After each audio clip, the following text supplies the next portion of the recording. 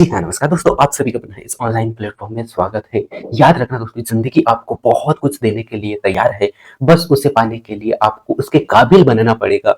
और याद रखना, नाम उन्हीं का ऊँचा होता है, जो बस्ती से निकलकर हस्ती बन जाते हैं। सो आप सभी का पुनः इस ऑनलाइन प्लेटफ़ॉर्म में स्वागत करता हूँ और आज का जो दैनिक समसामयिक की क्लास में हम 21 जनवरी 2025 के इम्पोर्टेंट करंट अफेयर्स के क्वेश्चन देखने वाले हैं, जो कि एग्जामों में बार बार पूछे जाते हैं। सो पहला क्वेश्चन है साथियों की, वर्ल्ड इकोनॉमिक्स फोरम की 55वीं वार्षिक बैठक कहाँ शुरू हो रही है। तो इसका राइट आंसर आपको यहाँ पे बताना है। इससे पहले कुछ महत्वपूर्ण पॉइंट मैं आपको रूबरू करा दूं दोस्तों।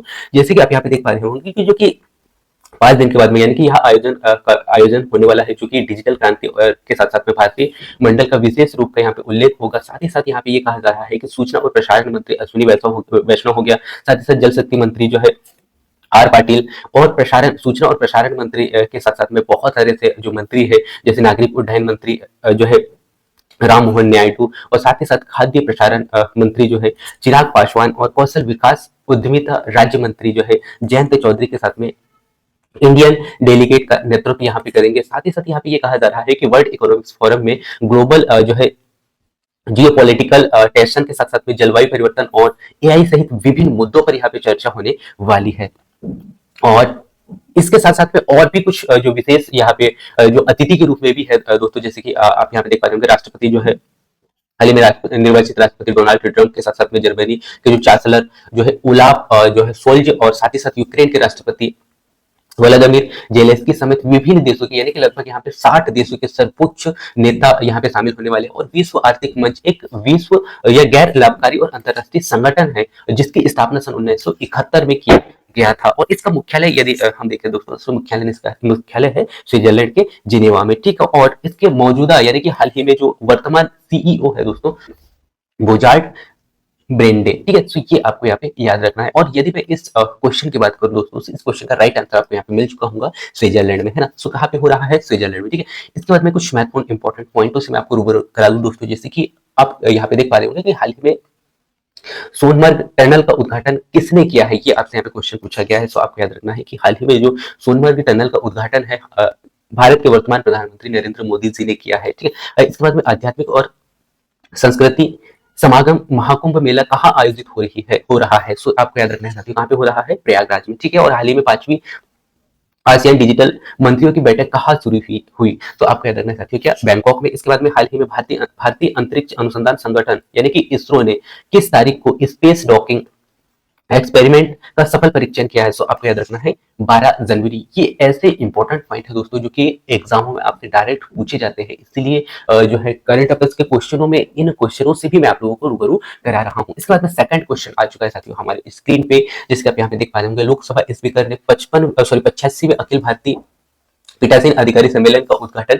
किस प्रदेश में किया है? ये आपसे यहाँ पे क्वेश्चन पूछा गया है। तो इस क्वेश्चन का राइट आंसर आप कमेंट्स करेंगे, तब तक मैं कुछ पॉइंटों से मैं आपको रूबरू करा दूं दोस्तों। सो 2 दिवसीय सम्मेलन यहाँ पे अभी हाल ही में हुआ, जिसमें कि भारत के 55वें विधानसभा मंडल में पीठासीन अधिकारियों को एकजुट यहाँ पे किया गया करेगा। और उसके बाद में जो है विभिन्न राज्यों और केंद्र शासित प्रदेशों के पीठासीन अधिकारी और साथ ही साथ उपाध्यक्ष भी इस कार्यक्रम में शामिल होंगे, ठीक है। तो ये कार्यक्रम शामिल होने वाला है, ये आपको यहाँ पे ध्यान देना है। और इस सम्मेलन का विषय है साथियों कि संविधान की 75वीं जो है वर्षगांठ पर संसद और राज्य विधानसभा का जो संवैधानिक मूल्यों को मजबूत करने पर यहाँ पे योगदान दिया जाएगा। और साथ ही साथ 21 जनवरी 2025 को सम्मेलन के जो है संपन्न सत्र को बिहार के राज्यपाल जो है आरिफ मोहन खान और साथ ही साथ लोकसभा अध्यक्ष मोहन बिरला इसको संबोधित करेंगे। और इस अवसर पर बिरला संसदीय जो है प्रक्रिया पर एक महत्वपूर्ण किताब जो है प्रैक्टिस एंड प्रोसीजर ऑफ जो है पार्लियामेंट के 8वें संस्करण का विमोचन भी यहाँ पे होने वाला है। तो ये बुक का नाम भी आपको यहाँ पे याद रखना है,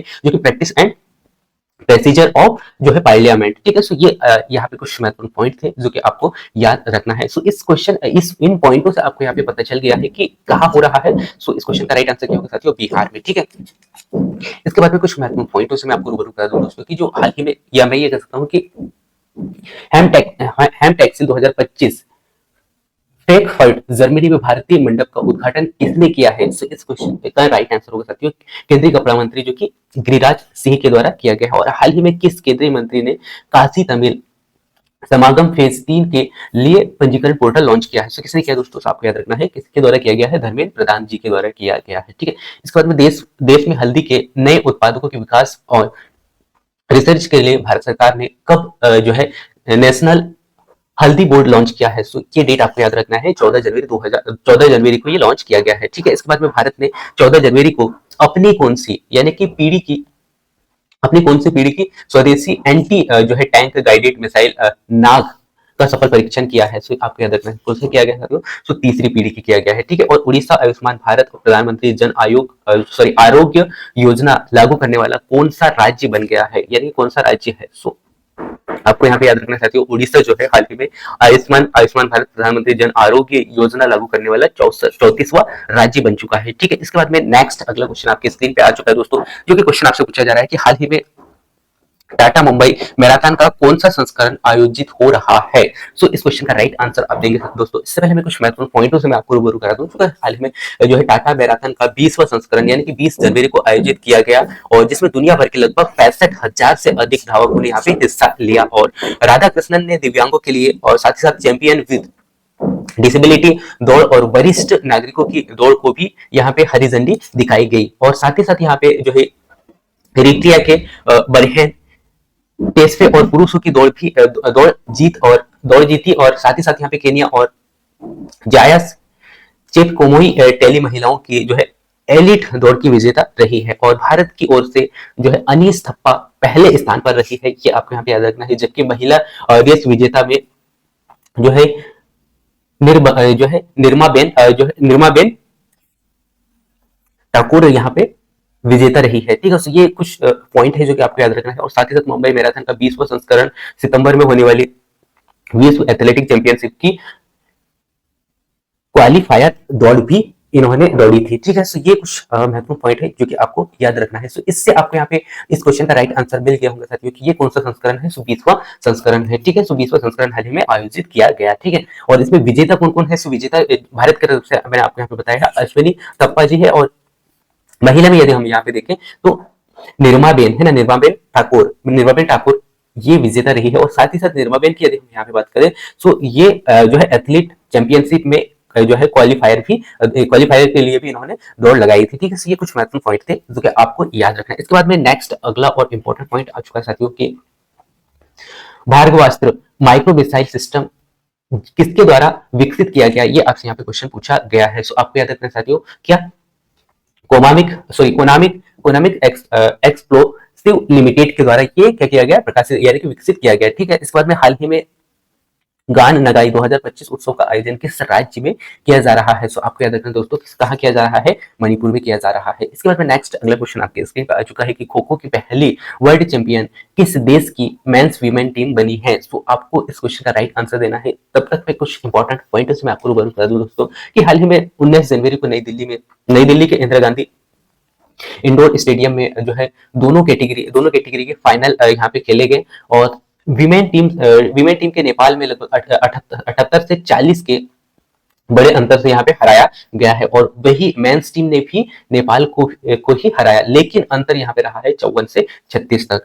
खो खो वर्ल्ड कप 13 से 19 जनवरी तक नई दिल्ली में खेला गया, और भारत की दोनों टीम टूर्नामेंट में जो है अजय रही है। इसके बाद में वही यदि हम बात करें नेपाल की, तो नेपाल के दोनों टीमों को भारत के खिलाफ ही हार का सामना करना पड़ा है, और प्रत्येक वेकर की कप्तानी में भारत की पुरुष टीम ने खो खो का पहला वर्ल्ड कप यहाँ पे जीता है। साथ ही साथ प्रियंका इंगले की कप्तानी में भारत की महिला टीम ने खो खो का पहला वर्ल्ड कप भी यहाँ पे जीत लिया है। तो ये कुछ महत्वपूर्ण पॉइंट थे जो कि आपको याद रखना है। तो इस क्वेश्चन का राइट आंसर आपको यहाँ पे मिल चुका होगा दोस्तों, क्या है, भारत है, जो कि हाल ही में पहली वर्ल्ड चैंपियनशिप यानी कि मेंस वीमेन टीम कौन सा देश बनी है, सो वो बनी भारत बनी है। ठीक है, तो ये याद रखना है। इसके बाद में कुछ महत्वपूर्ण पॉइंट्स मैं रूबरू कर दूं दोस्तों, जैसे कि आप यहाँ पे देख पा रहे होंगे कि सर्वाधिक 5 करोड़ आयुष्मान कार्ड जारी करने वाला भारत का पहला राज्य कौन सा बना है, सो वो बना है साथियों यूपी। ठीक है, इसके बाद में नेक्स्ट अगला क्वेश्चन आपकी स्क्रीन पे आ चुका है कि ADITI योजना किस मंत्रालय ने प्रारंभ किया है। सो याद रखना साथियों, इसके द्वारा किया गया है रक्षा मंत्रालय के द्वारा। इसके बाद में नेक्स्ट अगला क्वेश्चन है किस राज्य की आभूषण कला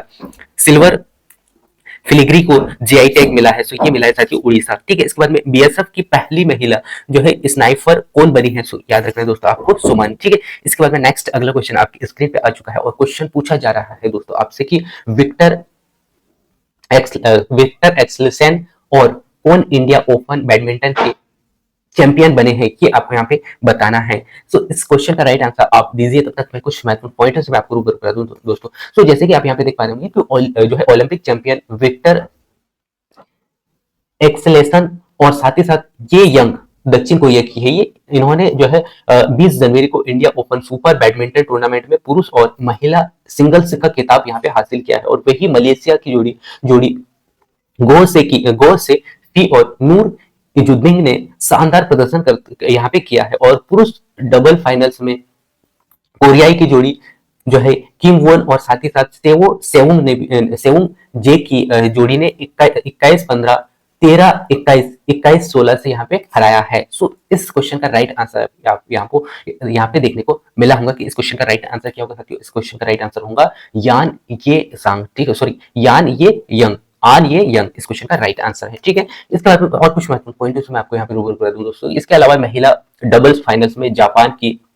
अरिसा इगारासी और साथ ही साथ आयोको सकुरा मोटो ने दक्षिण कोरिया की किम हाइजंग और कुंग ही यंग की जोड़ी को 21-15 और 21-13 से हराया है और मिक्स डबल में चीन की जियांग जैन बेंग और साथ ही साथ वेइया सीन ने हम गिकवेल और साथ ही साथ डेफलिन गेलुरो को 21-18, 21-17 से यहाँ पे हराया है, ये याद रखना है। इसके बाद में सेमीफाइनल में भारत के सात्विक साईराज और साथ ही साथ रक्की रेड्डी और चिराग शेट्टी की जोड़ी को मलेशिया जोड़ी गोह से फी और नूर इजुद्दीन से हार का सामने यहाँ पे करना पड़ा। ठीक है, इस क्वेश्चन का राइट आंसर आपको यहाँ मिल चुका होगा।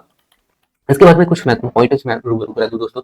सो 700 टेस्ट विकेट लेने वाले विश्व के पहले गेंदबाज कौन बने हैं, सो आपको याद रखना है एंडरसन बने हैं। ठीक है, इसके बाद में वैश्विक खसरा और रूबेला चैंपियन पुरस्कार से किसे सम्मानित किया गया है, सो आपको याद रखना है दोस्तों। क्या इंडिया मिस वर्ल्ड 2024 का खिताब किसने जीता है, सो आपको याद रखना है क्रिस्टीना पिस्जेकोवा ने। ठीक है, इसके बाद में लॉन्चित बोरफुकन की 125 फुट ऊंची प्रतिमा स्टेच्यू ऑफ वेलोर का अनावरण कहाँ हुआ है, ये हुआ है साथियों कहाँ पे, असम में। ठीक, इसके बाद में नेक्स्ट अगला क्वेश्चन आपकी स्क्रीन पे आ चुका है जो कि हाल ही में सीआरपीएफ के महानिदेशक कौन बने हैं। इस क्वेश्चन का राइट आंसर आप दीजिए, तब तक मैं कुछ महत्वपूर्ण पॉइंट्स मैं आपको रूबरू करा देता हूं दोस्तों कि असम के पुलिस महानिदेशक यानी कि डीजीपी ज्ञानेंद्र प्रताप सिंह को केंद्रीय रिजर्व पुलिस बल यानी कि सीआरपीएफ का महानिदेशक नियुक्त किया गया है और ज्ञानेंद्र का कार्यकाल यहाँ पे 30 नवंबर 2027 तक यानी कि अगले साल तक रहेगा और ये असम मेघालय कैलेंडर के 1991 बैच के सॉरी कैडर है कि 1991 बैच के भारतीय पुलिस सेवा यानी कि आईपीएस अधिकारी रहे हैं और 31 दिसंबर 2024 को जो है अनीस दयाल सिंह के रिटायर होने के बाद में उनका जगह ये लेंगे। ठीक है, ये याद रखना है आपको। और केंद्रीय रिजर्व पुलिस बल भारत के सबसे बड़े जो है अर्धसैनिक बलों में से एक है और अंतरिक्ष सुरक्षा बनाए रखने और साथ ही साथ उग्रवाद से निपटने में महत्वपूर्ण भूमिका ये निभाती है। और 27 जुलाई सन 1939 को क्राउन रिप्रेजेंटेटिव पुलिस के रूप में इसकी स्थापना यहाँ पर कब किया गया था, 27 जुलाई सन 1939 को। ठीक है, और 28 दिसंबर सन 1949 को सीआरपीएफ अधिनियम पारित हुआ और इसके बाद में अभी वर्तमान यानी कि वर्तमान नाम है सेंट्रल रिजर्व पुलिस फोर्स है। ठीक है, सो ये आपको यहाँ पे याद रखना है। इस क्वेश्चन का राइट आंसर आपको यहाँ पे मिल चुका होगा दोस्तों कि हाल ही में सीआरपीएफ के नए महानिदेशक किससे चुना गया है, सो वो है ज्ञानेंद्र प्रताप सिंह जी को। ठीक है, इसके बाद में कुछ महत्वपूर्ण पॉइंट हम यहाँ पे देख लेते हैं दोस्तों। सो भारत के पहले राष्ट्रीय डॉल्फिन अनुसंधान केंद्र का उद्घाटन कहाँ हुआ है, सो आपको याद रखना है कहाँ पे हुआ है, बिहार में।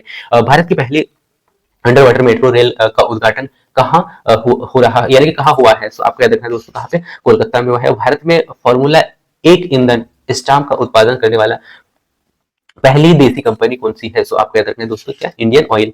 हमारा संविधान हमारा सम्मान अभियान का पहला संस्करण कहाँ हुआ, सो ये याद रखना है, ये कहाँ पे हुआ है, गुवाहाटी में हुआ है। ठीक है, इसके बाद में नेक्स्ट अगला क्वेश्चन को लेकर चलता हूँ दोस्तों। नेक्स्ट अगला क्वेश्चन आपके स्क्रीन पर आ चुका है कि हाल ही में राहुल गांधी का कौन सा टी शर्ट मूवमेंट शुरू हुआ है। सो ये इस क्वेश्चन का राइट आंसर आपको यहाँ पे बताना है। इससे पहले मैं कुछ महत्वपूर्ण पॉइंट से रूबरू करा दूं। सो हाल ही में व्हाइट टी शर्ट जो है मूवमेंट की वेबसाइट के अनुसार यहाँ पे white T shirt Congress party के 5 मुख्य सिद्धांतों का प्रतीक यहाँ पे बताया गया है, जिसमें कि करुणा, एकता, अहिंसा और समानता के साथ साथ में सभी के लिए ये प्रगति का एक संकेत यहाँ पे प्रदर्शित कर रहा है। और ये मूल्य भारत की, यानी कि ये भारत के मूल्य, यानी कि यदि हम देखें तो 800 साल पुरानी सभ्यता की भावनाओं को प्रतिनिधित्व करते हुए सद्भाव और विविधता पर आधारित है। और सितंबर 2022 में कांग्रेस की भारत जोड़ो यात्रा में राहुल गांधी जी ने टी शर्ट पर चर्चा में, ये टी शर्ट चर्चा में आई थी और उन्होंने बर्बेरी कंपनी की सफेद रंग की टी शर्ट पहनी हुई थी। ठीक है, सो ये आपको यहाँ पे याद रखना है। इस क्वेश्चन से राइट आंसर आपको यहाँ पे मिल चुका होगा। कौन सी टी शर्ट है? White T shirt. ठीक है,